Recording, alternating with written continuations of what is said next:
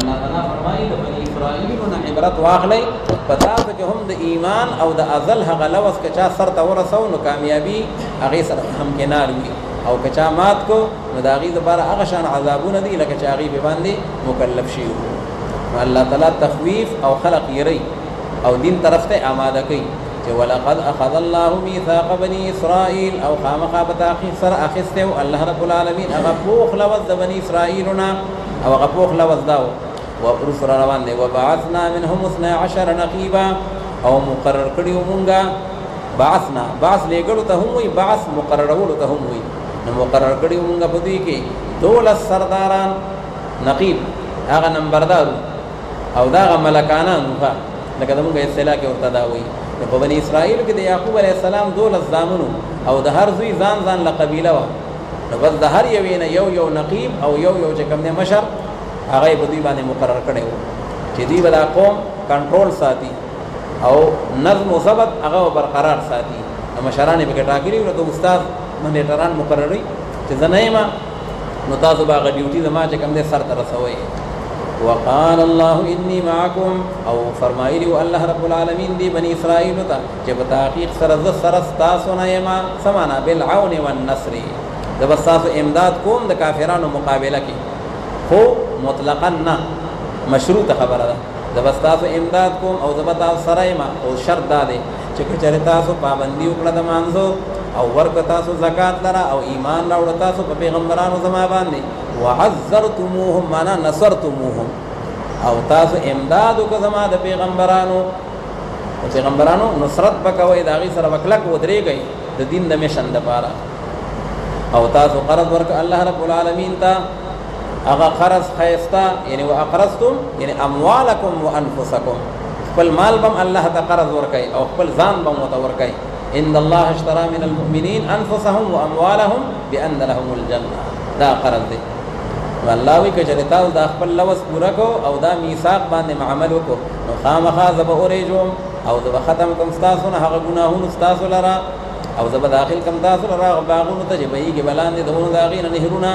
فمن كفر بعد ذلك فرحت بس هرغه سوق چې هغه کفر ورستو دغینا یعنی بعد ذلك الميثاق لوازم وکړو به ماتم کو او کفر اختیار کو نو بس په تحقیق سره دې گمراه شو دا غلار نه برابر نه فبما نقضهم ميثاقهم لعناهم دا فبما نقضهم دا ما زائده ده یعنی او با سببیه ده یعنی بسبب نقضهم او دا بیا جاری مجرور متعلق ده بلعناهم پوری فبما نقضهم ميثاقهم بس بسبب دما تولو د دوی هغه خپل لوز لرا ملعون وګرځول مونږ دی بني اسرائیل لرا لعناهم د خپل رحمت نم لری کړل او وګرځول مونږ زلون د هغې لرا قاسیه کلکو الله زلون مې ولدا سے کلک کړل لا تلین للجهاد چې بیا د جهاد ته نرمیدل نه هغې د غاړه کې خودا يحرفون الكلمه چې دوی بدلی او دوی تحریف کی باغ کلمو د تورات کې عم مواضعه دا غزيون خپلنا ونسوا حظا مما ذكروا به نسوا معنا ترکو او دوی هر کو یې دوی پرې خو یو برخه د هغه نه چې کوم نصيحت کولای کې د دوی د باغې سره دوی ته خدا نصيحت کېده چې د الله په حکم باندې عمل کوي خیانت بنه کوي او دوی هغه پرې خو خیانتونه شروع کړل رشوتونه واخیستل ولا تزال تطلع على خائنة منهم او همیشه بیت اے نبی کریم صلی الله علیه وسلم چې تبا خبردار حاصله وداسیو خیانت باندې دغه بنی اسرائیلنا على خائنة یعنی على خیانة منهم یا خدا خائنة دا عافیه بشان د مصدر دی لکه څنګه چې عافیه مصدر دی عافیه خائنة هم مصدر دی او یا دا خائنة اسم فاعل دی او مخکې د دې لپاره موصوف دی علی خائنة منهم یعنی علی طائفة خائنة منهم دا یو ډله چې خیانتګره ده په دوی کې نه خیانتګره ډله هغه به چې کوم دی خامخا ته وقتا فوقتا د هغې اطلاع میلاویږي الا قلیلا منهم لیکن لږ کسان په دغه اهل کتابو کې لکه عبدالله ابن سلام صاحب او د هغه ملګري اوس دوی خیانتونه کوي او میثاق او لوز ماتوي خو چونکه د هغې سره د جهاد حکم نو هغه وخته پورې نو الله تعالی فرمایي چې فاعف عنهم واصفح پس معافي وکړه دوی ته او ته مخ واړوه د دوی نه پرېږده جاڼې دو ان یو ټیم را روان دی بیا بنو نذیر او بنو قریظه سره جهادونه کیږي ان الله يحب المحسنين ومن الذين قالوا انا نصارى مخي اهل کتاب يهوديانو او دا اهل کتاب اوس نصارا دي دغه دواړه کتابيان دي الله تعالی ودام داغي نسکم نه دي ها اغیم خیانتونه کول رشوتونه اخیستل غلط سلط مسلې به خلقو ته بیانولې او دین به ټول چې کوم نه تغییر او تبدل پکې راوستو او الله رب العالمین فرمایي دا عیسایان چې دي نصارا اغیم د الله تعالی غلوس مات کړي او په دین کې افراط او تفرید شروع کړي وو ومن الذين قالوا يعني واخذنا من الذين او اخذته موږ د هغه خلقونه چاغي ویل چې موږ په تحقیق سره عیسایان یو ځان ته نصارا وي ځکه چې موږ د عیسی علی السلام نصرت کو داغه مدد کو اخذنا میثاقهم اخذته موږ هغه پوخ لوز دوینا نو دوی هم يرکو هغه برخه د هغه نه چې کوم نصیحت کولې کې د دوی د باغی سره فاغرینا بینهم العداوه اغرینا معنا اوقعنا نو پس واقع کومګه په مینځ د دوی کې دشمنی او طرفګنۍ لره تر د ورځې د قیامت پورې الله د ټوټ ټوټ شکار کړل ښا نو یعقوبیا او نستوریا او ملکانیا دا مشهور ډلې دي د عیسایانو او بیا په هر ډله کې ځان لا درجنونو ډلې دي ښا او دا فلان کی دي او دا چې کوم نه فلان کی دي دا ځان لا چې کوم دي نو هغه یعنی کیتولیک دي او دا چې کوم نور کرسچن دي مختلف قسمونه دي الله تعالی دا به دوی باندې عذاب اتفاق ختم شو ټول انتشار شکار شو والبغضاء الى يوم القيامه وسوف ينبئهم الله او زرد خبر بور کی دوی ته الله رب العالمین په آخرت کې په هغه عمل باندې چې دوی هغه لر عمل کوون کی دي یا اهل الكتاب قد جاءكم اے اهل کتاب او يهود و نصارا او په تحقیق سره راغلی تاسو رسول پاک صلی الله علیه وسلم زمونږه چې هغه بیانې تاسو ډېر هغه احکام چې وای تاسو چې تاسو په پټاول د کتاب نه تاسو په خیانت کو هغه احکام بم پټاول لکه درجه حکم پټ کړي وو پیغمبر علی السلام راغی خلق ته بیان کو او نور نعت د پیغمبر علی السلام پټ کړي وو نو بیا الله رب العالمین داغه تذکرہ چې کوم دنو هغه مسلمانانو ته وکړه ويعفو عن كثير او داسې پیغمبر علی السلام چې هغه معافي کوي دا ډېرو خبرونه څه مطلب په يهوديانو کې په اهل کتابو کې دوه قسمه بیماری او غلطۍ وي نو سنی غلطۍ خدا ته چې پیغمبر علی السلام راغی او خلق ته داغه بیان وکړو لکه درجه حکم خلق ته بیان او سنی خبره داسې وي چې هغه يهوديانو پټې کړې وي خو باغی کې شرعي حکم نو کداغي اظهار شوی وي نو صرف دوی به شرمنده شي او مختورن شي وو پیغمبر علی السلام معافي وکړه هغه بیان نکړل ښه ځکه څه دیني حکم پکې وونه او صرف د دوی شرمندگی پکې وا او د دوی رسوایی پکې وا نو پیغمبر علیہ السلام د عالی اخلاق او د وجنا داغه معافی او هغه بیان نکړل قد جاءكم من الله نور وكتاب مبين خامخا تحقیق سره راغلی تاسو د جانب د الله رب العالمین نور یو نور د هدایت چې هغه نبی اکرم صلی الله علیه وسلم دی یعنی محمد صلی الله علیه وسلم او هغه کتاب روحانه چې قرآن پاک دی نور نه مراد څه دی یو قول دا چې د نور نه مراد هم دی قرآن پاک دغه چې قرآن پاک هم نور دی فآمنوا بالله ورسوله والنور الذي انزلنا الله وی هغه نور سورۃ التغابن کې وی چې ما را لېګلې دی نو نور هم قرآن پاک شو او کتاب مبین دا خو د قرآن پاک شو خو په دې تقدیر باندې به کتاب مبین د نور د بار عطف تفسیر شي دا به دغه وضاحت شي او دویم قول الله د حافظ جلال الدین سیوطی رحمه الله او محققین مفسرین هغه د نور نه مراد ده حضرت محمد صلی الله علیه وسلم او هغه چې نور ویل کېږي ځکه دا نور د هدایت ده دا معنا نه ده چې نور د بشر نه ده پنجاب کې دا مسلې نور او بشر او په دې باندې مناظري نو پیغمبر علیه الصلاۃ والسلام د بشر ځکه داغه والدین شته بیا داغه ولادت شوه دی بیا داغه رضاعت ضمانت یې راشوي دا به ودونه کړی دي به جنگونه کړی دي جهادونه کړی دي تبلیغ کړی دی نو دا ټول دا د بشر ډیوټیانی دي ښه نو دغه بشر بلکې افضل البشر په ټول بشرو کې د ټولو نه اوچت او هغه افضل او عمده او نور هم دی ځکه نور د هدایت دی پیغمبر علیه السلام په ذریعه سره الله تعالی د ایمان او د دین چې کوم دی نو هغه هدایت خور کړی دی نو ځکه ورته ویل کېږي نور نو په دې تقدیر باندې با عطف نسق شي او قانون دا دی چې معطوف او معطوف علیه کې مغایرت پکاروي نو کومه عطف تفسیر واخلو نو بیا مغایرت نشته او کومه عطف نسق واخلو نو بیا مغایرت شته نو لدی وجنه غوړه دا چې نور نه مراد شي نبی اکرم صلی الله علیه وسلم نو بیا مغایرت امراشي قانون با باغی باندې پوچلیږي قد جاءكم من الله نور وكتاب مبين يهدي به الله من اتبع رضوانه چې هدایت کی الله رب العالمین په دغه نور په ذریعه سره او یا دغه کتاب عظیم الشان په ذریعه سره هر هغه چاته چې څوک تابعداري کوي در ضامندې د الله رب العالمین نو هغه ته الله خیسو ته خیسو بول السلام اغلار د سلامتیا چې کوم یو سړی د الله د رضامندۍ طالب دی نو الله تعالی د قران او د پیغمبر علی السلام په ذریعه سره هغه د سلامتیا لار خي چې هغه د جنت لار ده او وباسي الله پاک دوی لره دا تیارو د کفر او د شرک نه په طرف دا غرنا د توحید او د ایمان باندې هغه حکم د الله رب العالمین سره او هدایت کی الله پاک دوی د طرف دا غلارنی برابر باندې لقد كفر الذين قالوا وذوی چې کوم خو ساخته عقیده جوړې کړي وي چا به عیسی علیہ السلام چې دی نو دا الله دی او چا به ثالث و ثلاثه دی نو الله رب العالمین فرمایي دا ټول بشک بشوبه کافران دي چې دا عقیده لري لام داخل دی په قد او قد داخل دی په ماضی نو معنا د قسم ورکی د رضی د وینا مطابق لقد كفر الذين خامخا بتحقیق سرا بشک بشوبه کافران دي هغه کسان چې هغه وایي چې بتحقیق سره الله پاک چې دی هغه مسیح ابن مریم دی دا حلولیه دي ښه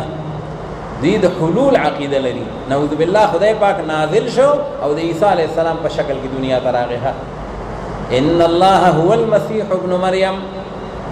الله تعالی دا کافران دي قل فمن يملك من الله شيئا الله تعالی تاسو نه وکا چې الله رب العالمین وګواړي او عیسی علیہ السلام وفات کی او دا غمور بیبي هغه باندې وفات راولي او دا ټول چې پزمکه کې څومره زی روح دی او الله تعالی ته نسا واخلي نو څوک داسې طاقت شته چې هغه د دې خبرې مخنیوي وکي لا نو چې عیسی علیہ السلام ځان د مرګ نه نشي بچ کولای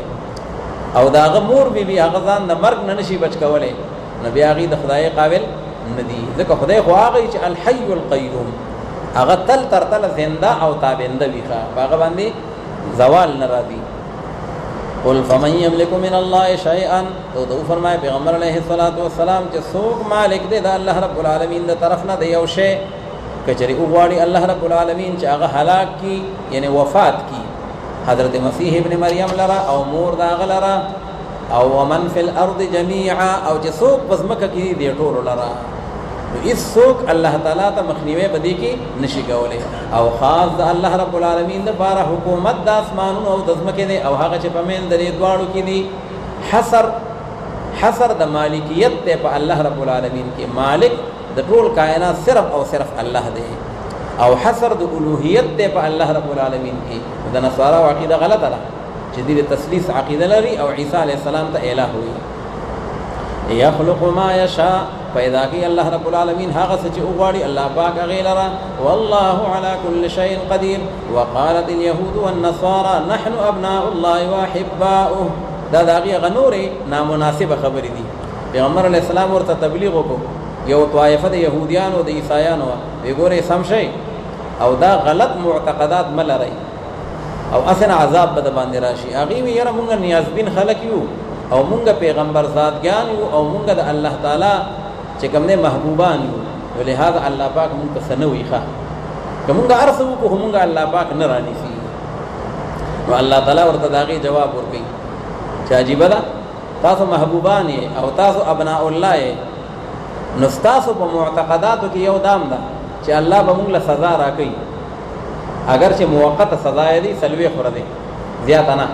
خو بیا د دې خبره تاسو قائل یې چې الله به موږ له سزا راکړي او محبوب لا او خپل زوی له حقوق سزا نه ورکړي نو چې تاسو د عقیده مطابق تاسو له سزا درکړي نو پته ولګېدل چې تاسو نو ابناء الله او نو احباء د الله رب العالمین بلکې تاسو الله رب العالمین چې کوم دی معذب ګرځولې دا د سوال دا خبره جواب دی چې وقالت اليهود والنصارى او ویل به يهوديان او عیسایانو چې نحن ابناء الله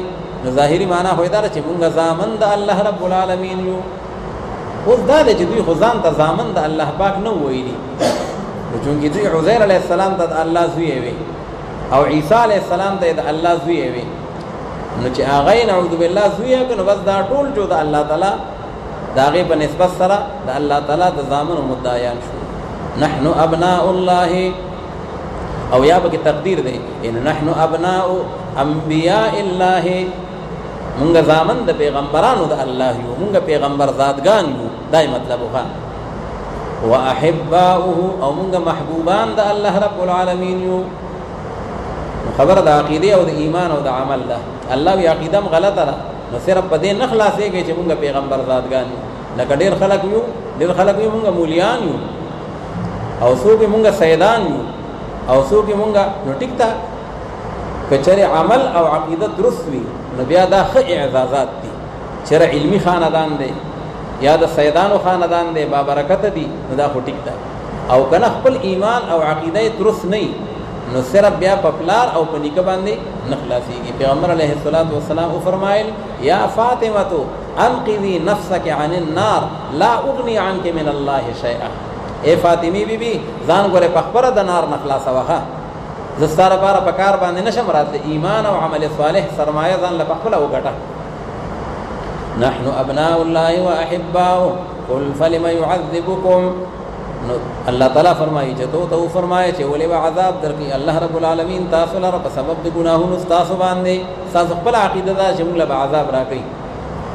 بل انتم بشر ممن خلق، بلکې تاسو خدا سے انسانان من جمله د هغه نه چې پیدا کړی دی الله پاک هغه لرا. چې څونه مخلوق الله پیدا کړی دی نو تاسو په کې بدل شان یو مخلوق یې نو څه خصوصي اعزاز خو تاسو نشته. بخشش کوي الله رب العالمین هغه چاته چې وغواړي او عذاب ورکوي الله تعالی هغه چاله چې وغواړي او خاص د الله رب العالمین لپاره ګوره بار بار راځي ولله ملک السماوات. عیسی علیہ السلام ته متصرف مو وایي، هغه ته معبود مو وایي او مبل یعنی انسانانو ته هغه ته چې کوم دې د خدای نسبت کوي. ځکه الہ به هغه چې هغه د ټول کائنات بلا شرکت غیر مالک وي او هغه صرف الله دی او خاص د الله رب العالمین لپاره حکومت د اسمانونو او د ځمکې دی او هغه چې په مین درې دواړو کې دي او خاص په طرف د الله رب العالمین باندې واپسی ده. یا اهل الكتاب قد جاءكم، اے اهل کتاب دا اوس ترغیب دی ال ایمان. الله وی نور د عزت پرې دی او آخري نبی الله وی ګوره تقریبا 1500 کال شیو وحی منقطع وا، دنیا په تیار کې وا، په ظلمت کې و. 571 سال دا چې کوم دین هغه تیر شي یا 569 سال چې دنیا ته وحی نه راغلی. عیسی علیہ السلام پورته تلو او دنیا په جهالت کې او په کفر او په شرک کې باغی کې مبتلا و. الله مهرباني وکړه او عظیم الشان نبی راولېګو او تاسو د جهالت نه رڼا طرف ترا وصل. نو بکار دي چې هغه لمن اونې سي زد مکوي حسد مکوي. اے اهل کتاب او تحقیق سره راغلی تاسو ته هغه رسول پاک صلی الله علیه وسلم زمونږه چې هغه بیانې تاسو ته یبین لكم الشرائع والاحکام، چې هغه بیانې تاسو شرایع د دین او احکام د دین على فتره من الرسل په هغه زمانه د انقطاع د پیغمبرانو کې. فترت ویل کېږي انقطاع ده، زمانه د فترت چې کله وحی منقطع و نو پیغمبران منقطع و، دنیا ته پیغمبران نو راغلي په دغه زمانہ کې. او الله تعالی مهرباني وکړه او دا یې ولې وکړه ان تقولوا ما جاءنا، د دې لپاره چې تاسو چرته اونوای ان تقولین لالا تقولوا، دې لپاره چې تاسو اونوای چې نو راغلي مونږ ته د جانب د الله رب العالمین نه نسو خوش خبری او راون کې او نسو کې راون کې د نار جهنم نه بیا هم دا عذر کو کنه مونږ په جهالت کې ونو. نو الله فقط جاءكم بشير ونذير، په تحقیق سره راغی تاسو ته خوش خبری او راون کې او يرون کې دا غنار جهنم نه. والله لا يهدي والله على كل شيء قدير، او الله رب العالمین په هر یو څه باندې قدرت لرون کې دی خو غیر ذاته و صفاته. هر یو شی د الله د قدرت لاندې دی خو خپل ذات او صفات هغه د قدرت لاندې نه دي. دا د عقل تقاضا ده، دا مستثنا دي په استثناء عقلی سره. دغه هغه د قدرت لاندې شي نو بیا هغه حادث شي او بیا هغه چې کوم دی غیر قدیم شي. او چې الله رب العالمین دا ذات او دا صفات قدیم دي نو په کل شی ان کې بدا وایو چې غیر ذاته و صفاته. صدق الله العظیم. أعوذ بالله من الشيطان الرجيم. بسم الله الرحمن الرحيم. وإذ قال موسى لقومه يا قوم اذكروا نعمة الله عليكم إذ جعل فيكم أنبياء وجعلكم ملوكا وآتاكم ما لم يؤت أحدا من العالمين. مخکې دا بیان شو چې بني اسرائیل نه الله رب العالمین یو لوظ اخیستی و میثاق، او هغه دا و چې د الله په دین باندې به کلک چلیږئ او د الله د احکاماتو د هغې پیروي به کوئ. که د جهاد فی سبیل الله حکم راغی نو د هغې نه به هم تښتئ نه. اوس هغې چې کوم د الله رب العالمین په احکاماتو کې کمزورۍ کړې وي یا د جهاد فی سبیل الله نه انحراف کړی و او د هغې په نتیجه کې کوم عذابونه په دوی باندې راغلل، نو د هغې یو جلک هغه ورته ذکر کوي. نو حضرت موسی علیه السلام او بني اسرائیل د دوی خپل اصلي وطن هغه و شام، خو چې کله په مصر کې دوی د فرعون په گرفت کې و، الله رب العالمین فرعون غرق کو او تباه کو. نو موسی علیه السلام په واسطې باندې بني اسرائیلو ته حکم وشو چې تاسو د شام کې جهاد له لاړ شئ. هلته یو قوم آباد و عمالقه، ډېر باډي بلډر او ډېر زیات چې کوم دی نو هغه طاقتور قوم. نو لاول څه کسان یې ولېږل نقبا خپل چې تاسو د هغه حالات معلوم کړئ، CID چې تاسو حالات معلوم کړئ چې د جهاد دپاره مونږ ته د حالات برابر دي، سازګار دي او که څنګه دي او د هغه خلکو پوزیشن څه دی.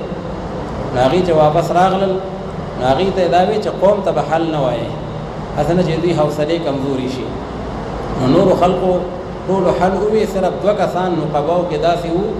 حضرت کالب او حضرت یوشع چې هغې حل ونه وي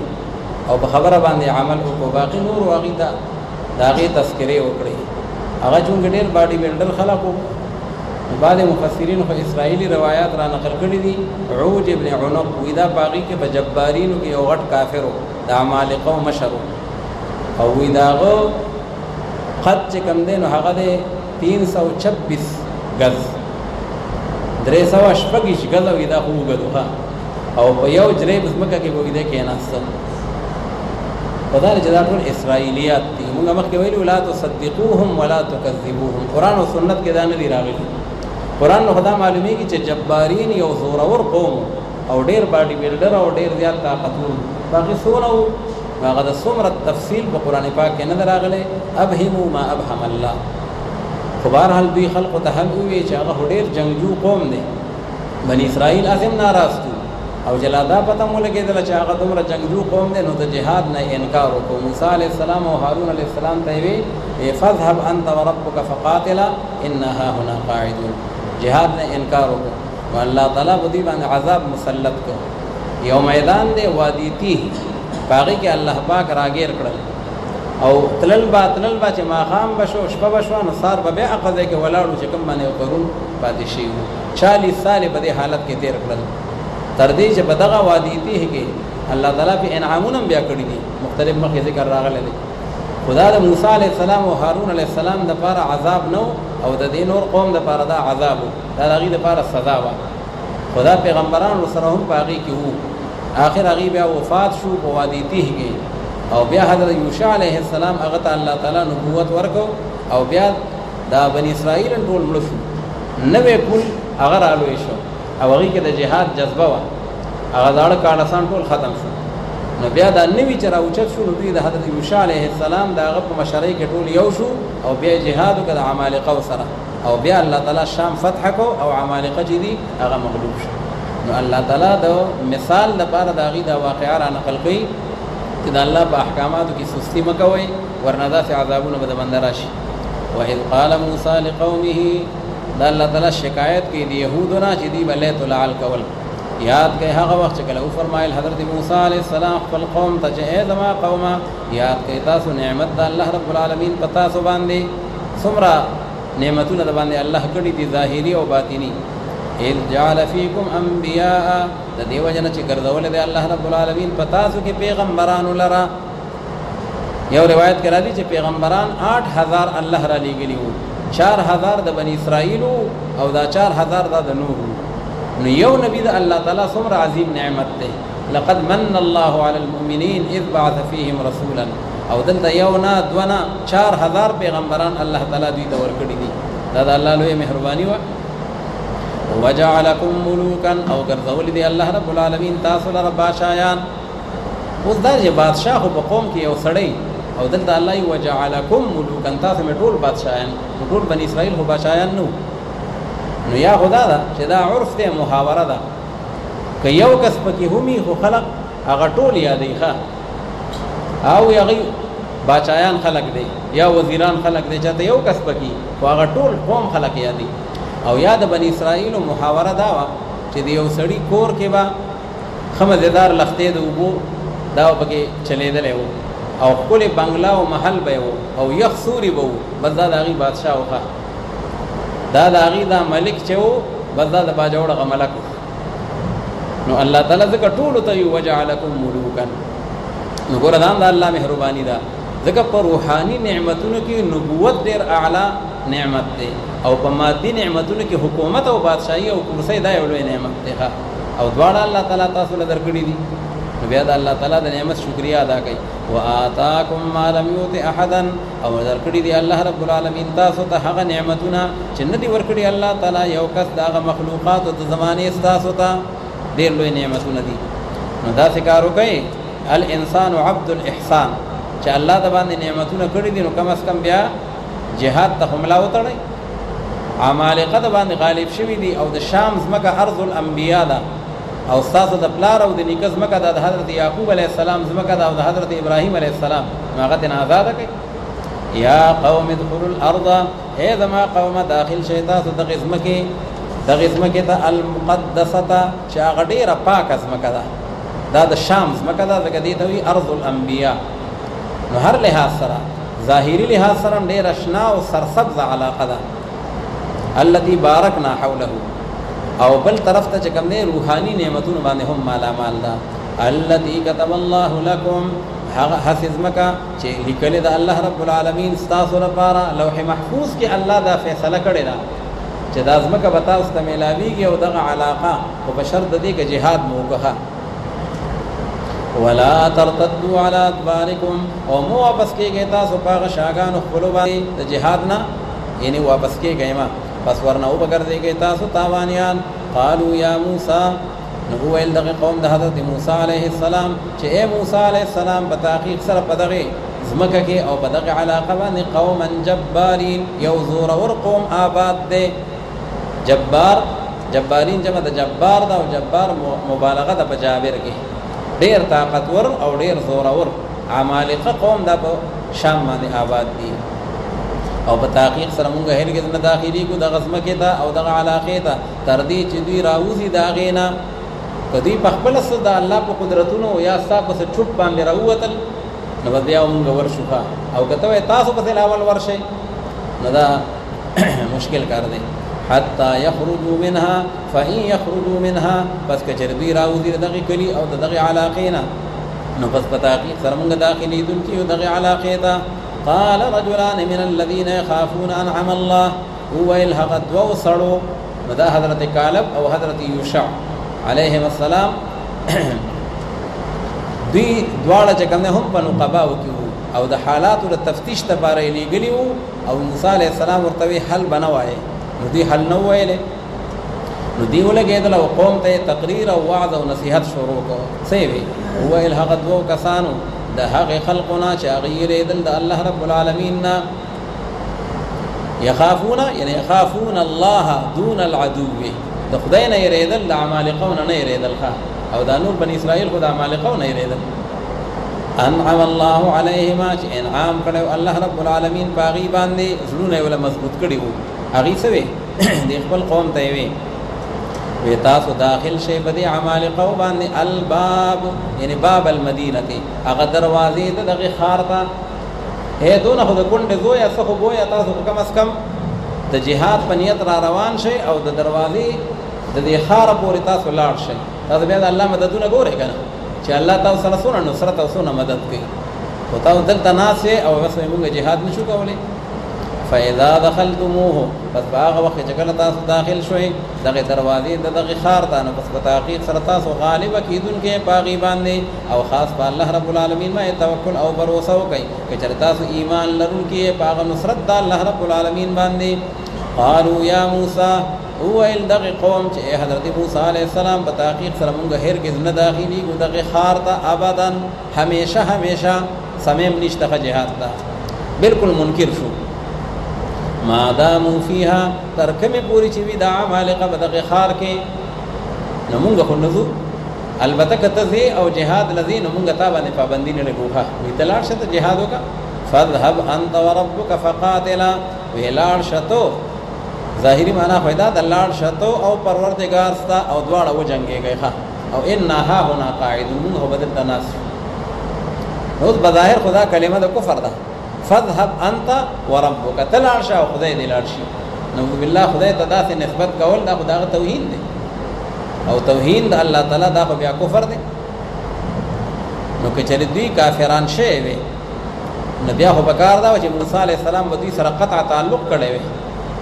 د دوی سره بالکل کټ اف کړی وو حالانکه موسی علیه السلام او هارون علیه السلام هغه سره په وادي تیه کې ډیره دی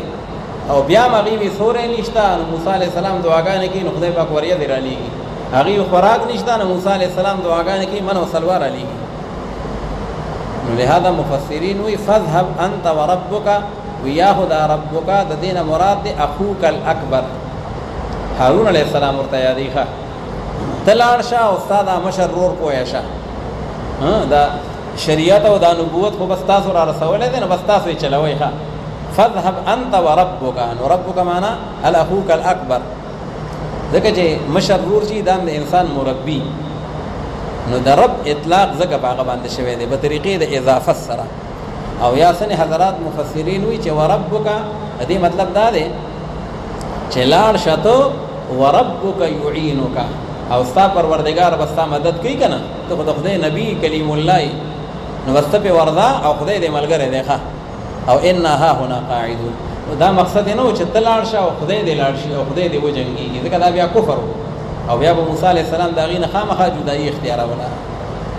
نفذهب انت وربك فقاتلا تاسوړه وجنګيږي او په تحقیق سره موږ بدل تک ناس یو او فرمایل حضرت موسی علیہ السلام چې زما پروردگار په تحقیق سره زه قدرت نه لرم لکن په خپل ځان او اخي او په خپل رور باندې وې سره موږ دویونو دا نور خدما د وسنه بار دي او جهاد ته دا غیم لا ماته ده ندي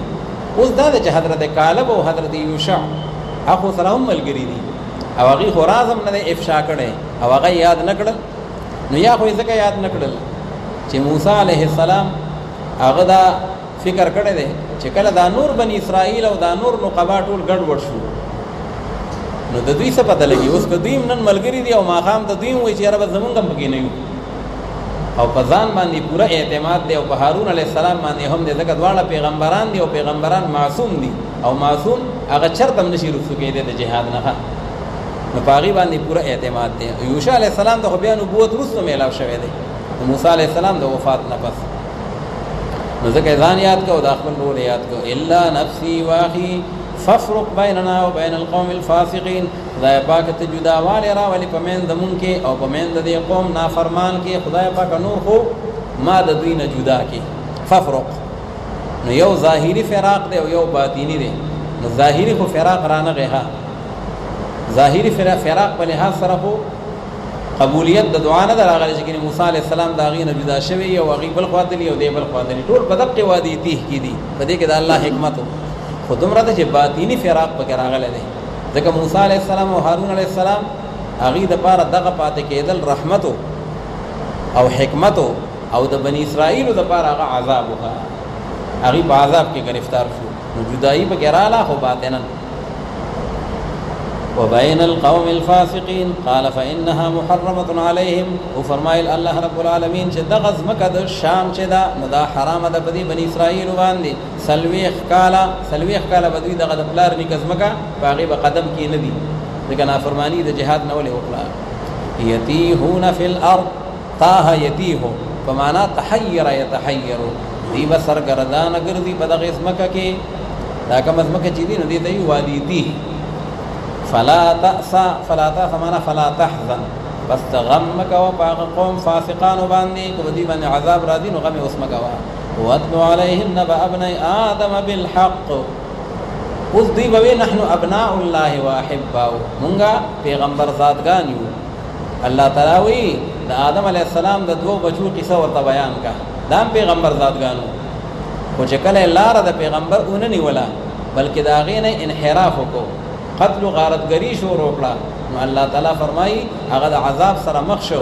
فاصبح من النادمین او بخپل عمل او بخپل کړو باندې بیا ستومانه شو نو په دې باندې یو سړی نخلاصي کی چیرې زره پیغمبر په اولاد کې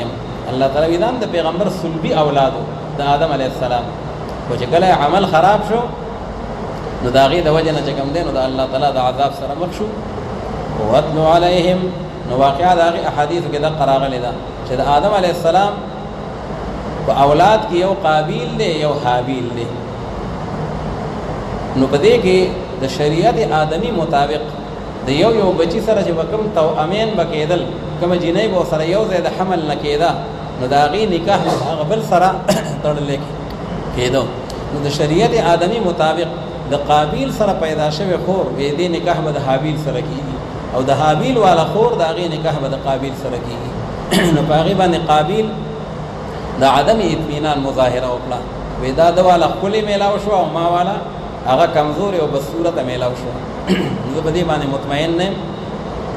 آدم علیه السلام ورته ودا سي وکي قرباني وکي چې دا چا قرباني قبول شو نو بس داغه په حق کې به الله فیصله کوي نو حابیل ولګي د یو بهترین ګډي په خپل ګډو کې وکړه او هغه قرباني ته پیش کړ او حابیل ولګي دو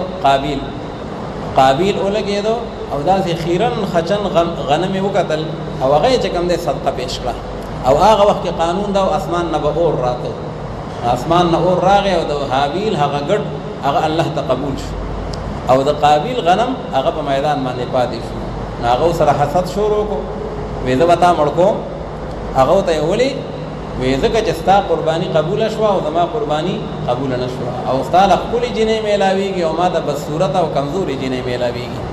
په دې باندې هغه سره حسد شروع کو او د حسد په نتیجه کې هغه قتل کو حضرت آدم علیه السلام په حج لته د هندستان نه یو بیره هغه حج لته قابل ته وی راځه ما سره حج ته لاړ شه خود ځان ګډ وټ کا پټ او چې کله باباجي حج لاله نو دلته کې د منصوبه جوړ کړه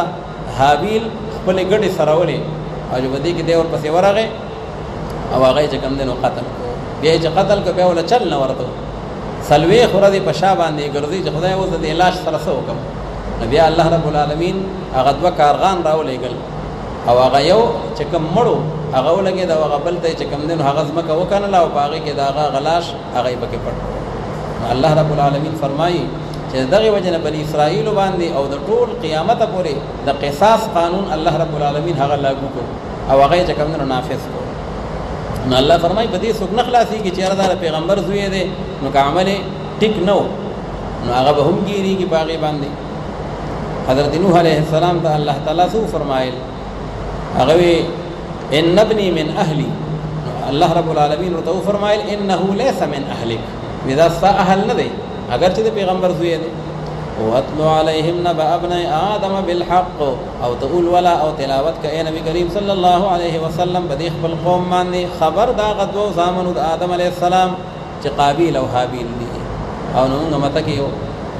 وجره دلانو دعا لپاره ماته یو باباګان ناسفه هغه یو بل د قصه شروع کړی دا وی د بابا آدم بابا وی دو زامنو وی دیونو هاروت او بل نو ماروت نبأ ابني آدم بالحق فحق سرا اذ قربا قربانا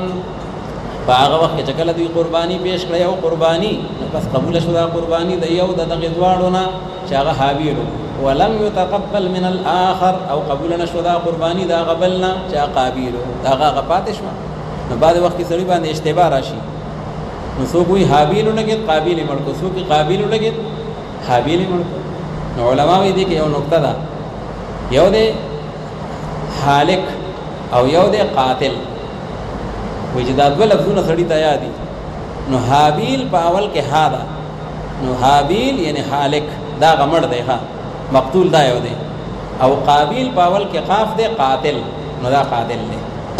بیا په باندې اشتباه نه راځي ولم يتقبل من الاخر قال لاقتلنك هو القابيل دي حابيل ته چې بخامخا وجنن تعالی را پریدم دینا مړکوم دی هغه ورته وی چې کوم دی ولي وې ځکه ستا قرباني قبول شوه او زما هغه نه شوه نو هغې زما په دې کې څه قصور دی. قال انما يتقبل الله من المتقین، وویل هابیل چې په تحقیق سره قبلوي الله رب العالمین د پرهیزګارو خلقو نه. نو تا د اخیرا خچن غنم دې راوړي وو نو هغه د خدای پاک قبول نه کړل، تقوا د پکې نه وه، د خدای پاک رضا پکې نه وه. لئن بسطت الی یدک، خامخا که چېرې ته را اوږدی په طرف زما باندې لاس خپل د دې لپاره چې ته مړ کې ما لره، که ته ما باندې دست درازي کوې نو واوره ما انا بباسط، نه یم زه اوږدوونکی خپل لاس لره په طرف ستا باندې چې ګینې مړ کم زه تا لره، زه خو دا جرأت نشم کولی. ځکه چې انسان او چې کوم دی بلا وجې یو معصوم بنده هغه مړ کول دا خو ګناه کبیره ده. انی اخاف الله رب العالمین، حالان کې په دفاع کې به یو سړی خپل قتل کوي شي، خو وایي زه بیا هم نه کوم. ښه که ته ما باندې لاس اوږدی دست درازي کوې زه بیا هم تا ته غږ نه کوم. ولې انی اخاف الله رب العالمین، زه یریږم د الله پاک نه چې هغه رب العالمین دی. او په تحقیق سره زه خو دا اراده کوم ان تبوء باسمي، چې ته اخته شې په ګناه زما باندې،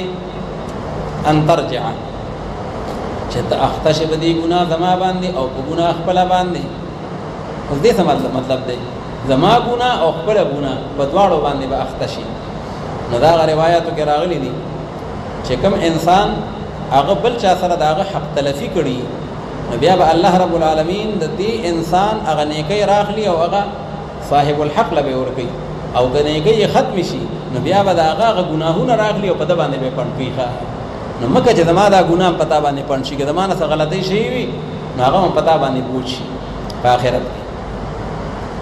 باسمي و اسمک فتكون من اصحاب النار، فشیبت خامندانو د جهنم نه، او دا غبدله د ظالمانو به انصافانو دا. فطوعت له نفسه، طوعت معنا زینت، پس خیسته کړه دې قابیل ته هغه نفس دو، هغه وجل د خپل رور، نو پس قتل یې که هغه لره. فاصبح من الخاسرین، نو پس وګرځېد دا قابیل د تاوانیانو نه، من الخاسرین یعنی فی الدارین،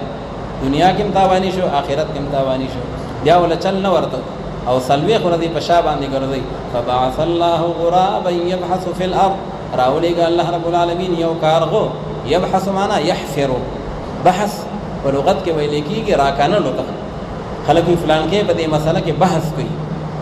نو بحث معنا راکني ښه تحقیق پکې کوي. يبحث في الارض چې دې بحث کوي او راکنل کوي په هغه ځمکه کې.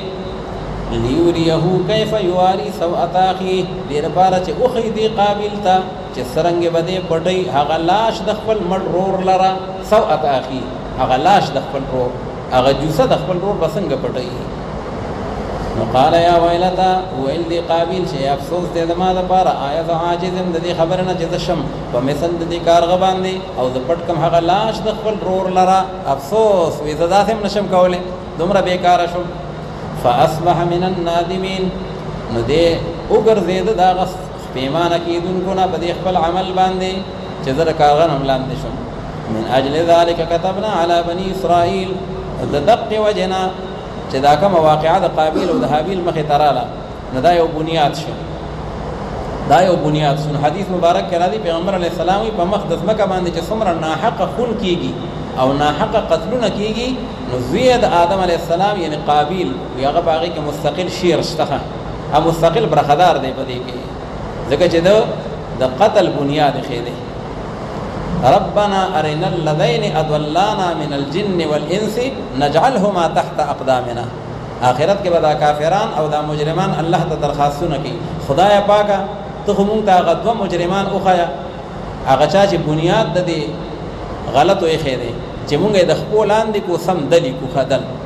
څوک یادي؟ یو شیطان یادي، هغه دوه کسان، یو شیطان یادي یو قابل یادي. شیطان د کفر باندې دی، اول انکار هغه کړی وخت الله د حکم نه، او قابیل چې دی دا د قتل باندې دی، دا خون ریزي چې څومره ده نو دی آغاز د کړی دی. وکتبنا علی بني اسرائیل، مقرر کړی او فرض کړی مونږ په بني اسرائیلو باندې چې په تحقیق سره شان دا دی چې چا قتل کوي یو انسان لره بغیر نفس، بغیر د قتلولو د نفس نه، هغه څوک مړ کړی نه دی او بلا وجې دی مړ کوي، او فساد فی الارض، او یا بغیر د فساد کولو نه په ځمکه کې. فساد فی الارض څه شی دی؟ یا خو زنا وکړي،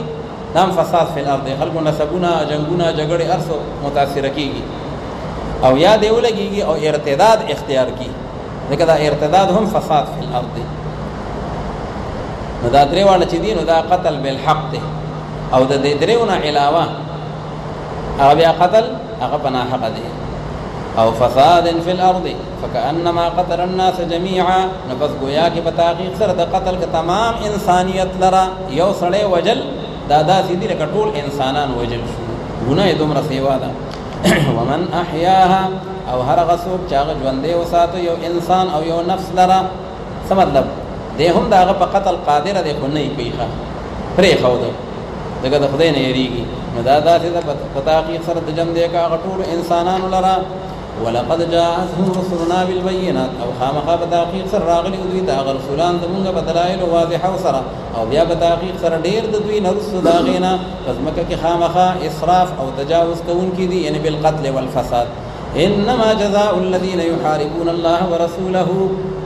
اوس دغه الله رب العالمین هغه قتل ذکر کو چې کوم یعنی هغه قتل دی چې هغه یو کس کړی وي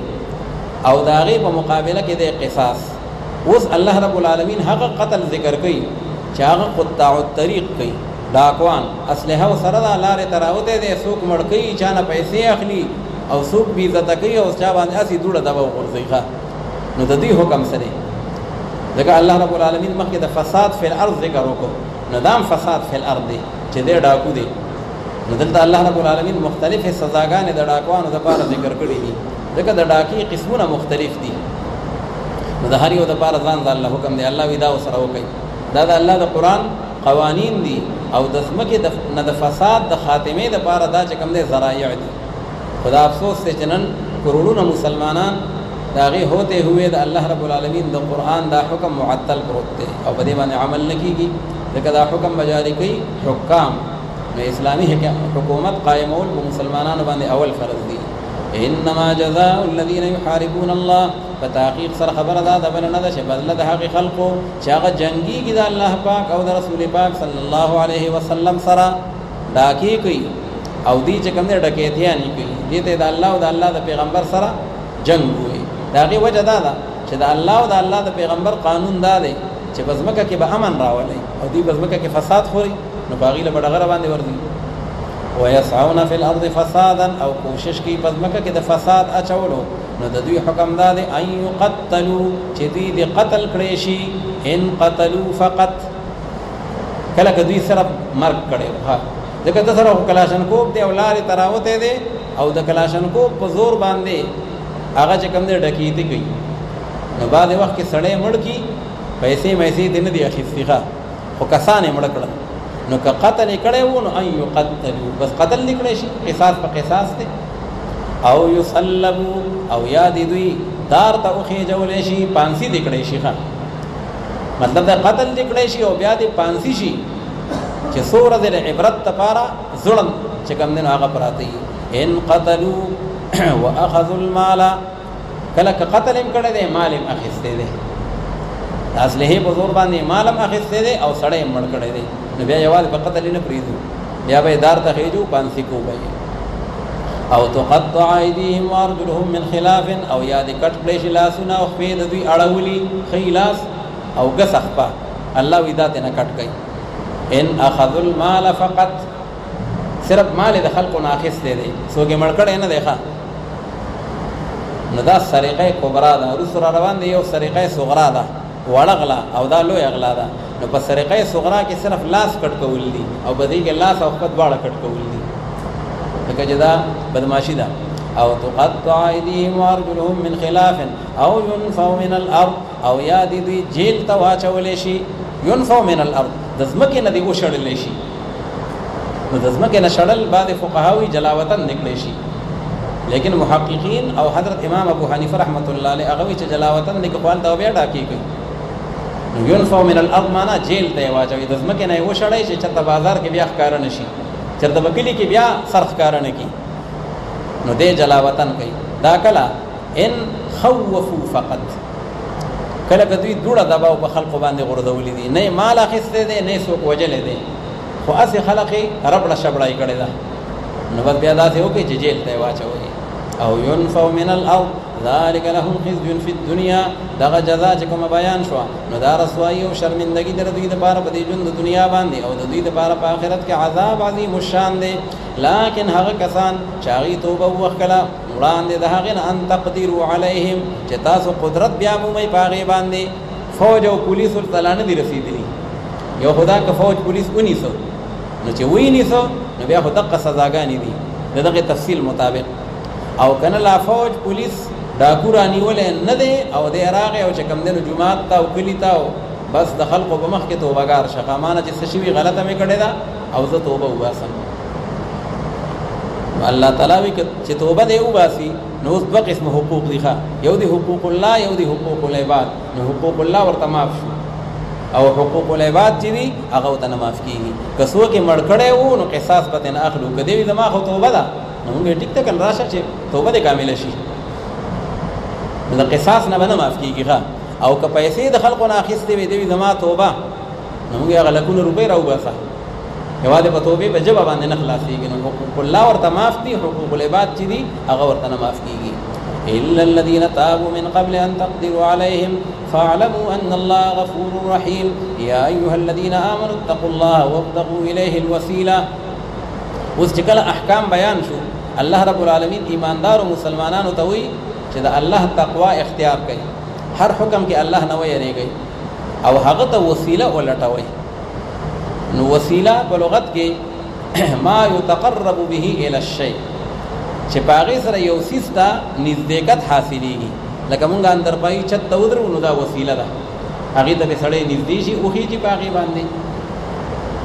او دې ځکه د وسیلې نه مراد چې الله تعالی ماته وسیله ولټوي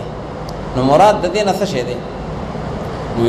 یا خو مراد د دې نه هغه اعمال صالحه او هغه طاعات دي په کوم باندې چې د الله رب العالمین قرب او نزدېکت حاصلېږي نو مطلب دا چې اعمال صالحه اختیار کړي او یو هغه وسیله ده چې کوم اصطلاحي چې څوک ذوات فاضله هغه الله رب العالمین ته وسیله کی چې یا الله د پیغمبرانو په برکت او یا د نبی کریم صلی الله علیه وسلم په وسیله یا د بزرګانو د اولیاء زمونږ د فلان کې دعا قبول کړي او زمونږ د مشکل آسان کړي نو دغه وسیله هغه هم د دې هغه مصداق جوړې دی چې هغه په احادیثو کې او دارنګ په روایتو کې هغه راغلي دي چې د الله تعالی نیک بندگان هغه الله رب العالمین ته وسیله جوړ کړي ځکه در حقیقت کې دا وسیله په ذوات سره نه ده دام در حقیقت کې وسیله په اعمال سره ده دا څوک چې کوم بزرګ یا کوم نبی یا کوم ولی الله ته پیش کړي چې خدای د په برکت نو دا ځکه چې هغه اعمال صالحه واله دي که څوک اعمال صالحه واله نه نو سوال نه پیدا کیږي چې هغه څوک الله ته پیش کړي نو محققین علماوی وی وسیله بالذوات الفاضله راجعه الى الوسيله بالاعمال الصالحه دا به در حقیقت کې هغه ته راجع ده او بیا به دغه ذوات فاضله سره بخاری شریف کې حدیث چې پیغمبر علیه الصلاۃ والسلام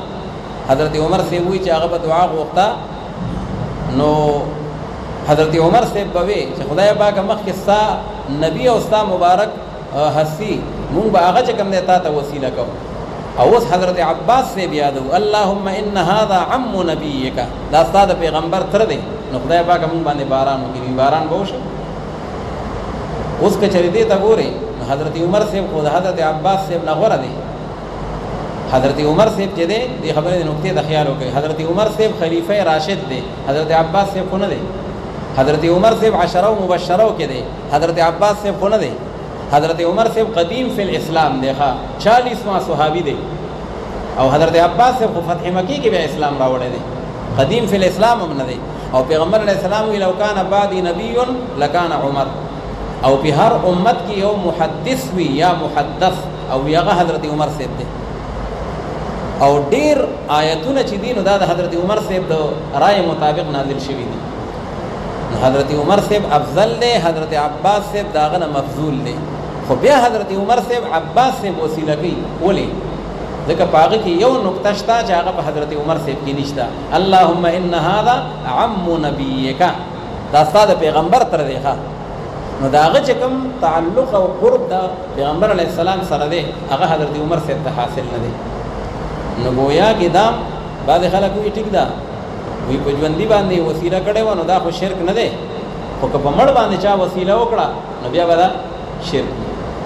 یو خدا مسله یاد ساده چې کوم شی شرک دی په هغې کې د ژوندي او د مړ فرق نشته.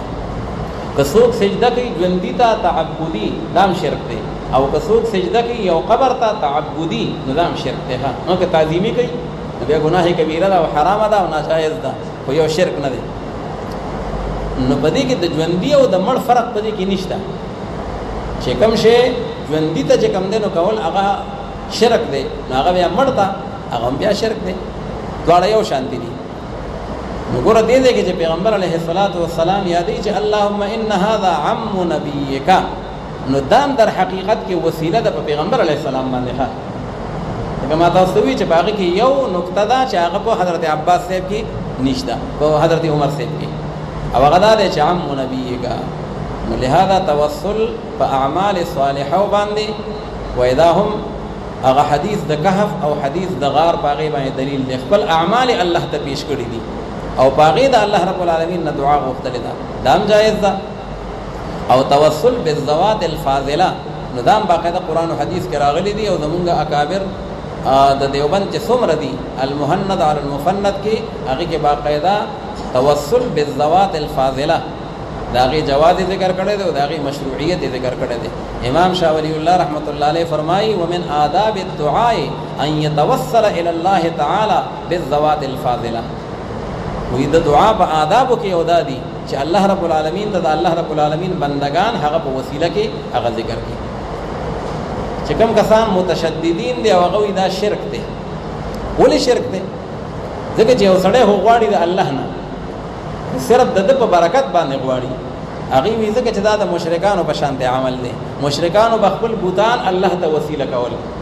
او وایي تاسو دا قبرونه مزارونه او یا دا ذوات فاضله الله ته وسیله کوئ. نو هغه مشرکانو به وایي چې ما نعبدهم الا لیقربونا الی الله زلفا، مونږ د دوی عبادت نه کوو لیکن دې دپاره چې مونږ الله ته نږدې کړي. نو هغې په هغې باندې ځان الله ته نږدې کوو، تاسو په دې باندې ځان الله ته، هغه هم غیر الله دا هم غیر الله، هذا شرک وی هذا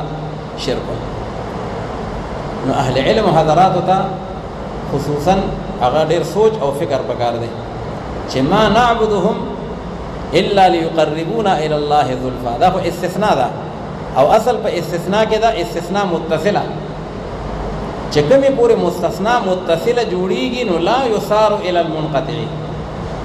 او دې ځای کې مستثنا متصله چې موږ جوړو نو د دغه مشرکینو د قول خلاصه دا ده چې ما نعبدهم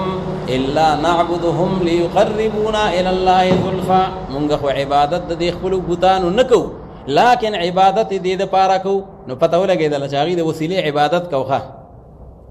ما نعبدهم الا لیقربونا، ما نعبدهم الا نعبدهم دې لپاره چې مستثنا متصله شي. نو هغې خو د هغه وسیلې عبادت کوي او مؤمنان مسلمانان اهل سنت والجماعت هغې د دغې وسیلې که هغه ولی وي که هغه نبي وي او که هغه هر څومره اوچته هستي ولې نه وي خو د هغې عبادت نه کوي. عبادت مونږ صرف د یو الله کو، ایاک نعبد و ایاک نستعین. نو دا توسل په هغې توسل باندې قیاس کول. حضرت مفتی محمد فرید صاحب رحمه الله هغې لیکلي دي او نورو مفتیانو حضراتو چې یو توسل شرعي دی یو توسل شرکي دی او وی دواړو کې فرق نه کول وی دا جهل، دا جهالت دی او ضلالت. توسل شرکی دا دی چې څوک هغه کومه وسیله کوي نو د هغې عبادت هم کوي، او توسل شرعي دا دی چې د وسیلې عبادت نه کوي، عبادت صرف د یو الله کوي. نو بهرحال دا د اهل سنت والجماعت دا د هغې موقف دی. الله تعالی فرمایي یا ایها الذین آمنوا اتقوا الله، ای ایماندارو مسلمانانو تاسو ویرېږئ د الله رب العالمین نه او ولټوئ تاسو په طرف د الله پاک باندې الوسیلته، هغه تقرب لره ځان الله ته نږدې کوي، که هغه اعمالو باندې وي او که هغه بیا په ذواتو باندې وي. وجاهدوا فی سبیله، او تاسو جهاد کوئ په لارې د الله رب العالمین کې ښایي چې تاسو کامیاب شئ. په تحقیق سره هغه کسان چې هغې کفر اختیار کړی دی که چېرې په تحقیق سره د دې دپاره ټول هغه څیزونه چې هغه په ځمکه کې دي ټول له سلمې ومثله معه، او مثل د هغې نور هم د هغې سره یي دنیا ما فیها، او د هغې یو دو چندو سره بل هم شي، او دې لپاره چې دوی دا فدیه پیش کړي په هغې سره من عذاب یوم القیامه، دا عذاب د ورځې د قیامت نه دا جرمانه او فدیه پیش کی الله ته چې الله مونږ اخلاص کا او دا واخلا ملاول خو التشتنا او که بالفرض پیش کی لو که بالفرض دی پیش کی نو الله تعالی ما تقبل منهم نبشي قبول دا فدیه او دا جرمانه د دوی نه او د دې لپاره عذاب دردناک دی یریدون ان یخرجوا من النار اراده وکي دا کافران چې دوی راوځي دا غور د جهنم نه او حال دا چې دوی باندې راوتون کې دا غینا دغه دوی باقي کې خالدینی او د دوی لپاره عذاب دائمی دی مقیم المعنى دائم والسارق والسارقه مکه سرقه کبرا ذکر شو چې زمکه کې امن راشي اوس الله تعالی سرقه صغرا ذکر کوي چې چا غلا وکړه او پر دې مال په پټه باندې او داغه به خپل مقدار دی او خپل داغه شرایط دی هغه اغلا کو الله تعالی د غل نه بلاس کټ کوي کاغه سړی دی او کاغه خزره او پیغمبر علی السلام په خپل زمانہ کې د قران دا قانون د عملی تور باندې نافذ کړي وو او وسم دغه حکم دی خدا حکم منافذ کی سو اسلامی قاضی او اسلامی حکومت او امام ابو حنیفه رحمت الله علیه فرمایي ک پاور ځل اغلا وکړه نو خی لاس به نه په مړوند کې پریګو او ک په دویم ځل باندې اغلا وکړه نو بیا به نه کس خپا لاندې به دی گیټي کې کټکو او که په دریم ځل باندې اغلا وکړه یا په څلورم ځل باندې نو بیا قطع نشته وی جیل ته واچوي حتا يموت او يتوب تر دې چې دا غل یا خو توبګار شي او یا به جیل کې مردار شي مړ شي باغی کې ښه خو یو وی مال د دینه چې کم دین حیا راځي چې دله داسې لاسم پرې نه دو چې باغی باندې ډوډۍ وخوري او یا باغی باندې چې کم خپل ضرورت پوره کړي ته امام ابو حنیفه امام شافعی رحمت الله علیه وی پاور ځل خیلاس او په دویم ځل غسخبا او په دریم ځل غسلاس او په څلورم ځل هغه بیا خیخبا په مکه چې د قشان بونډې ګرځي او بیا پروت دي خلکو د لپاره عبرت او نمونه شي نو الله رب العالمین د سرقې صغرا د هغه جزا ذکر کوي چې والسارق والسارقه او غل سړی او غل خزا پس کټ کوي تاسو اغلا سونو د غی لرا ایدیهما د عبد الله بن مسعود سے قرات کې دي ایمانهما او فتوا هم په دقه دا چې خیلاس به نه کټ کوي جزاء بما کسبا یعنی جوزو جزاء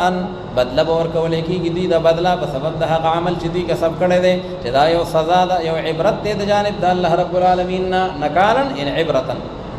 والله عزیز حکیم فمن تاب من بعد ظلمه پس هر غسوک چاغ توبه وکړه فمن تاب یعنی عن السرقه ورست دا ظلم کولو ددنا اغلا کړي وا واصلح او د اصلاح کړه د خپل عمل یعنی برد المسروق هغه کوم شی چې غلا کړي دي نو هغه واپس مسروق منه تورکو نفس په تحقیق سره الله رب العالمین و توبه قبول کړي د لپاره ان الله غفور رحیم الم تعلم ان الله له ملک السماوات والارض آیات معلومه نه ده چې په تحقیق سره الله رب العالمین خاص داغه لپاره حکومت د اسمانونو او د ځمکې د عذاب ورکړي الله تعالی هغه چاته چې وغواړي او بخشش کوي الله تعالی هغه چاته چې وغواړي والله على كل شيء قدير يا ايها الرسول لا يحزنك الذين دا اوس بیا د اهل کتابو او د يهود او نصارا او خیانتونه او داغي هغه طریقې هغه چې کوم دی الله رب العالمین ذکر کوي چې هغه د اسلام او د قران حکیم داغي خلاف کوي په خیبر کې په يهوديانو کې زنا وشوه اوس دوی سره خپل تورات موجود او باغی کې د الله حکم موجود او چې هغه رجم دی خو دوی خو بدا چل کو چې غریب باندې به جاری کو امیر باندې به نه جاری کو هغه سړی معزز نو نه جاری کو کې نو اغیله اداره ورکړه مدینه تلاړ شه د پیغمبر علی السلام نه تاسو کوي خو کچره هغه وی چې رجم وګوره پام کوي بیا په دې باندې عمل مکوي ښه او کاغه وی چې نه جلد لور کوي په درو باندې وه مخله تور کوي او بازار کې بخر باندې سور کوي نو بیا په دې باندې عمل وکړي نو الله رب العالمین په دغه يهود باندې وعید را نازلې چې عجیب خبره ده د خدای کتاب تورات دې سره موجود دی دې ځان ته اهل تورات وي او بیا فیصله تعالی راوړي فکار خدا چې د الله پاک قانون باندې عمل کړي او پیغمبر علیه السلام ته الله تعالی وی انحکم بینهم چې تعالی فیصله راوړه نو تم پکې د قران د قانون مطابق فیصله وکړه د رجم حکم هغه چې کوم دی په دې باندې جاری کا نو الله رب العالمین د هغه يهود او اهل کتاب هغه خیانتونه او د الله تعالی په احکاماتو کې هغه لیت العل ذکر کوي او ورسره تسلی ورکوي پیغمبر علیه السلام ته چې یا ایها الرسول اے رسول پاک صلی الله علیه وسلم غم جن دین کی تعالی راه کسان چې هغه په جلتۍ سره غورځيږي په کفر کې په منډه باندې کفر تروان دي د هغه خلقونه چې هغه دا سوای چې مونږ ایمان راوړی دی دا په خلق کولو باندې وي ولم تؤمن قلوبهم او حال دا چې تصدیق نه دی کړی زړونو د دوی دا منافقان دي ومن الذين هادوا او د هغه خلقونه چې هغه يهوديان دي سماعون للكذب چې دوی اوریدونکي د لپاره د دروغ چې دي چې کوم هغه د دوی احبار او رهبان جوړ کړي دي نو هغه ډېر خوښ دي سماعون لقوم آخرين او دوی ډېر اوریدونکي د لپاره د هغه قوم چې هغه نور قوم دی لم یاتوکا چې هغه ندی راغلی تا ته دی بخپله په خیبر کې واقعه هلته شوی وه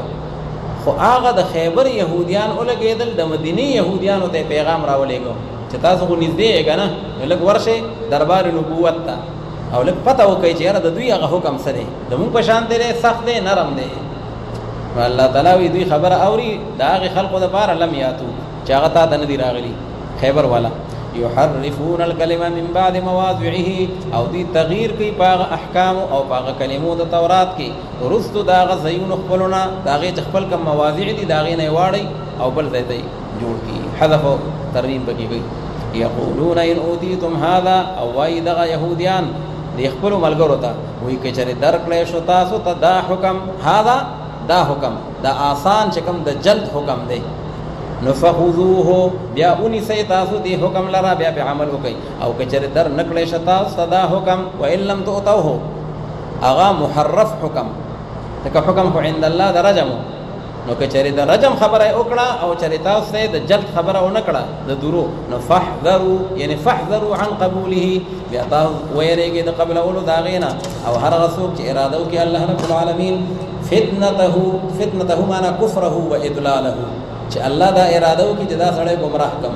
او دا سړی کافر د دنیا تیر شي نو هرګز به مالک نه ته د هغه دپاره د الله رب العالمین د عذاب نه د هېڅ یو څیز او دغه کسان چې دي اولئک الذین دغه منافقان او یهودیان چې دي د هغه خلق دی چې اراده نه ده کړې الله رب العالمین چې پاک کړي الله پاک دې زړونو د دوی لره یعنې عن الکفر والنفاق د دوی دپاره په دې ژوند د دنیا باندې شرمندګي او رسوایي ده خزي بالقتل والجزیة څوک به مړه شي او څوک چا نه به جزیه اخیستلی کېږي چنانچه دغه شی وشو بنو نذیر او بنو قریظه او دې دپاره په آخرت کې عذاب عظیم الشان دی سماعون للکذب دا یهودیان چې دي ډېر اورېدونکي دي دروغو لره د دروغو سره ډېر نسبت او ډېره رشته ده رشته ورسره نه لګي اکالون للسحت او دا ډېر خوراکیان دي او ډېر خېټور دي دپاره د رشوت اکالون نو اکالون جمع د اکال ده او اکال مبالغه ده په آکل کې نو ډېر زیات خېټور دي او ډېر خوراکیان دي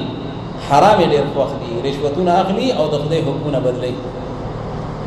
فإن جاءوك فاحكم بينهم نو پس که چېرې راغلل دا یهودیان ای پیغمبر علیه السلام تا ته نو پس ته فیصله وکړه په منځ د دوی کې او یا مخ واړوه د دوی نه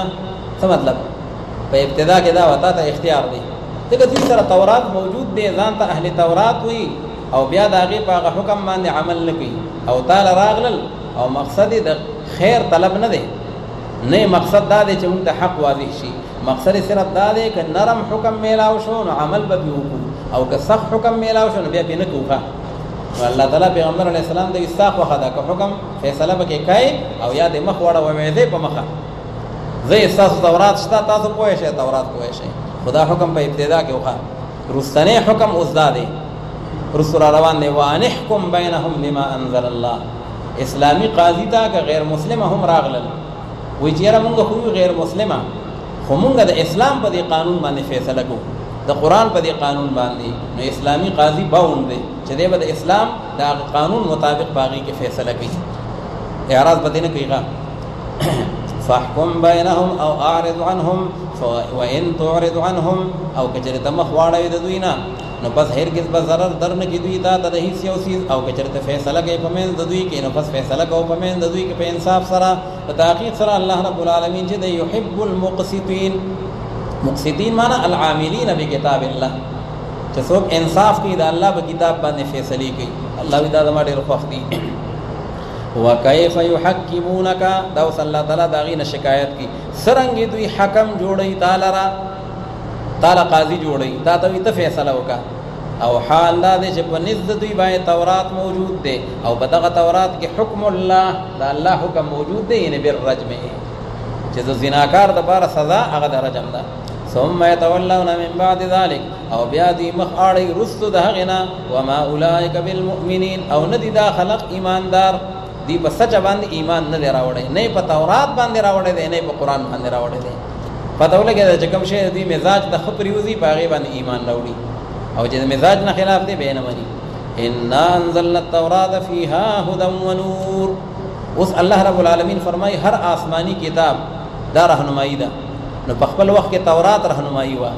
بیا په خپل وخت کې انجیل راهنمایی وا د قرنګ زبور او نور صحیفه او چې کله سید الکتب راغی قران مجید نو دا اوس راهنمایی ده.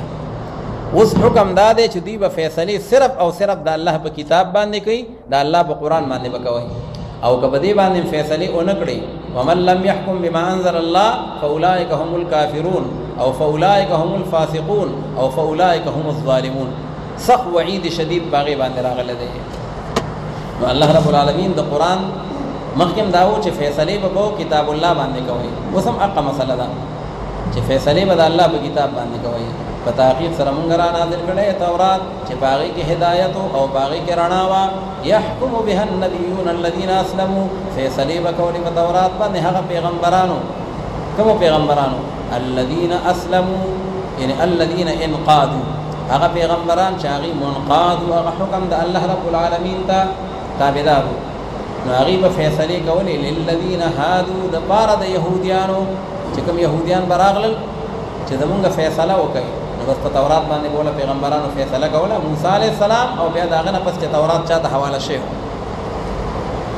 والربانیون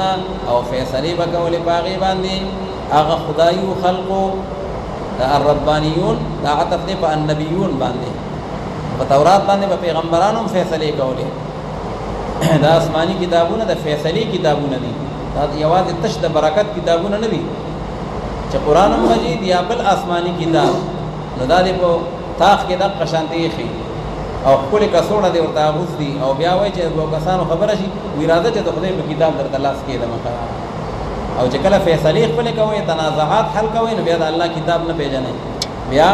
د پیرنګیانو کتاب باندې فیصله کوي او مقدمه او عدالتونو ته نو الله تعالی فرمایي چې پیغمبرانو به هم په تورات باندې فیصله کولې والربانیون یعنی والزهاد والاولیاء هغه خدای خلق چې کوم اولیاء او زاهدان والاحبار یعنی والعلماء او داغي چې کوم عالمان احبار جمع د حبر ده ټول په تورات باندې فیصله کولې بما استحفظوا من كتاب الله فسبب ده هغه چې د دوی د امر کړی شی او د حفاظت د الله رب العالمین د کتاب وريو قران مجید دی د قران مجید د حفاظت ډیوټي الله تعالی په خپل اخر ان نحن نزلنا الذکر وانا له لحافظون او د تورات او د انجیل حفاظت داغي مولیانو ته حواله او داغي درویشانو ته حواله بما استحفظوا من كتاب الله ناغي رشوتونه واخذل او د الله د کتاب حفاظت ونکو وکانو علی شهدا او دوی چې کوم نه پاغي باندې په دغه کتاب باندې او په حکم درجم باندې گواهان پس مې لري تاسو د خلقنا او مې لري تاسو زمانہ ولا تشتروا بآياتي ثمنا قليلا او ما خلیتاسو بآياتي یعنی بتحریف آیاتي وکتمانها وتحریف د آیاتونو زما باندې او په پټولو د غیبه نه پیسو لګو د دنیا لرا یعنی رشوت په ما خلیتا ومن لم يحكم بما انزل الله او سوق چې فیصله ونکي پاغه کتاب باندې چرانی غل دی الله رب العالمین نو دا کسان وی خاص دي کافران دي. اوس سوال دا دی یو خدا کې یو سره د قران یا